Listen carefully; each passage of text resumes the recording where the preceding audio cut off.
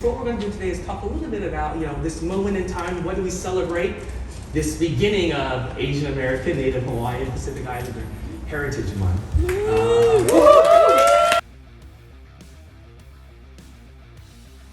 Can y'all raise your glasses up and let's go.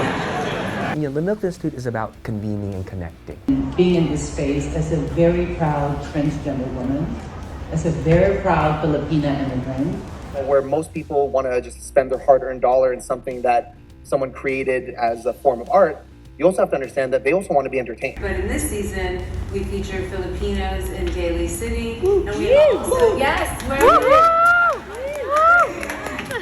grew up with you guys in La Fuente, so this one's for you. So we're going to talk really about the content, the creativity that's out there, and what do we need to do to make sure it's not just a moment in time.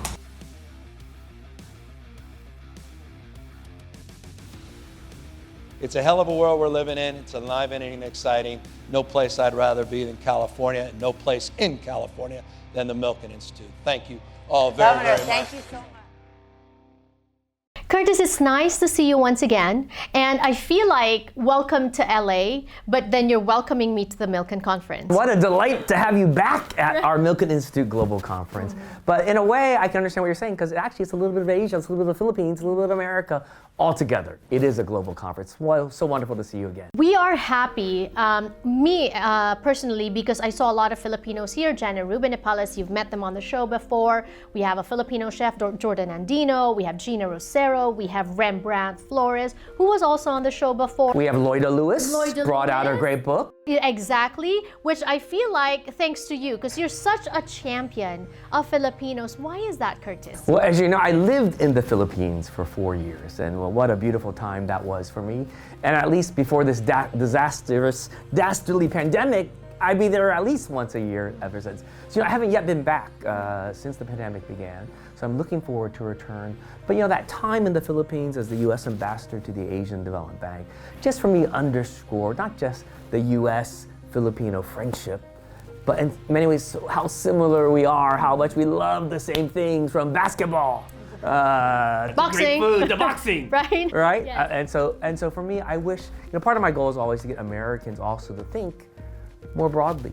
Not everyone, to be honest, is blessed in a way of a blessing to visit the Philippines. And so I'm always trying to, get them to recognize there's Filipinos in our midst, right? And also another thing that's global in a way, you talked about, food, you talked about, where Filipinos can connect, that's culture, right? But also entertainment, Hollywood, the industry, right? Absolutely. And that's the theme of your panel. Absolutely. I covered your panel last year at the Milken Institute conference, where you talked about K-pop, which is still in trend then, and even now, after hearing what Netflix invested $2.5 billion, but not just in K-pop, but Korean content. Which is similar to what you discussed at your panel for this year, which is Asian excellence. I want to talk about what really is a flourishing of Asian/Asian American content. I mean, look what just happened this past Academy Award. So we honored to have Janet Yang, the head of the Motion Picture Academy here, who talked about everything, everywhere, all at once. 86 years after Louise Rayner won her Oscar, we finally have an Asian actress playing an Asian woman in a movie with an all-Asian cast. That is progress. Woo-hoo! And what a movie. For those of us on the stage, we've had specific challenges because of what we look like that make it all the more worth celebrating that we're all here and thriving. So that is something that I think shouldn't go without saying. For so much of my life, because of also my Indian upbringing and growing up in America, I was so worried about fitting in and having and worrying about what people thought. I tried to be whatever they wanted me to be in Hollywood just to get in the door for the audition. And as a woman who comes from a very conservative culture, as a person of color working in Hollywood, it feels liberating to finally say, yeah, this is who I am, and take it or leave it, because I love it. And I was so delighted to be able to, in that panel, also talk about the diversity of content, which includes Filipinos, includes Filipino Americans. So whether it's food or music, film, TV, That was my goal. But it just shows the diversity of stories of Asian Americans. But how do we get the financing of that? You know, we had made progress not just in representation on screen, but the movie had a lot of Asian, like had Mandarin and Cantonese in it. This is a symbol for sure, a historic one. But again, there's so much work to be done because there are many, many other stories of those who have not had that kind of success, who in a more equitable world would have. If this is the beginning of a movement and not a moment, then there needs to be people to take up the mantle. You may not be in the entertainment industry, but we all have spheres of influence. We all have wallets. We all have bank accounts where we can support, content that you feel strongly about. And it's important that we speak up for the things that are important to us, especially as Asian Americans, because for so long in this country, we've been considered invisible. Let me share the most personal story in my life, in my journey, because I believe as a storyteller, even to this day as a writer, director, producer, I believe the personal becomes universal if you share in the most truthful way. We've been exposed to so many different styles and ways of preparing and creating food that I think the fervor and love that everyone has for consuming food, whether it was at a high fever pitch before or after the pandemic, is only going to get better. What was it like being invited to speak at a global conference with this kind of platform, with all the brilliant minds convening, right? That's such a great question because this is my first time even touching anything of this world. So it's very foreign, but I love new experiences, and I can tell you that having been here now for 48 hours only, this has been one of the most life-changing, incredible experiences ever.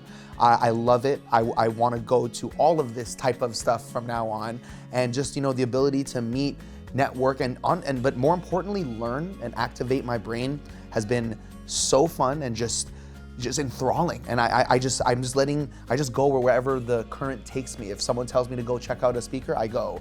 Someone tells me to take a meeting, I do it. And I think that having a yes attitude at a conference like this is only gonna serve me and my whole company and everyone I know better. For something as large as the Milken Institute Global Conference, it's a global conference of the brilliant minds in different industries, in tech and health and in finance, and you're in there, I imagine you kind of pushing in the Asians, right? The Asian panel. Well, thank you for saying that. Tell my boss that. But no, I think the key is also to recognize that the Milken Institute is about convening and connecting. And we have a lot of great supporters and attendees who are from the world of finance, who are from the world of, big private equity funds or the big investment banks.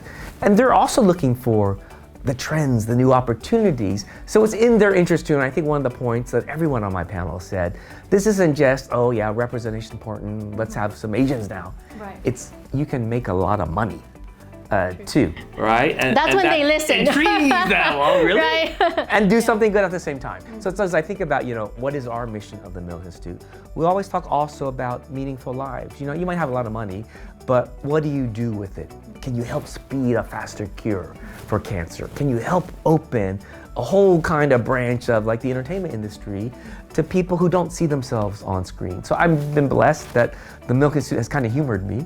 But I'm always pleased, thanks to people like you and others, it's good. that they're some of the most watched content. Right, we need it. We need to have visibility and representation because we are everywhere. We are in all the different industries, and you're right, the more we speak, the more we raise each other up, the more we cover each other, the more people will take notice. Absolutely, and it benefits everyone, because we're making some money or representation, opportunities for the next generation, and all also. And speaking of the next generation, the next conference is actually happening in Singapore. Not only is it the next one, but it'll be the 10th Asia Summit of the Milken Institute in Singapore. Thank you so much. Yes. It's always, we work so closely with Singapore. What a great destination to be based in. We work closely with them, and it's usually our event followed by the F1 races.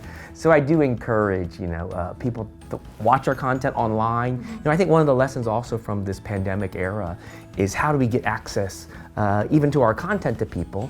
And so just like, Asian, Korean films benefited from live streaming or video on demand, we benefit through this same technology to give our content to people. So whether you're in the Philippines or back here in Los Angeles, that content from here or Singapore will be available online. So the 10th, the dates are September 13th to 15th, followed by the F1 night race finals that weekend. And my hope again, it'll be a mix of content from the world, but with Filipino representation.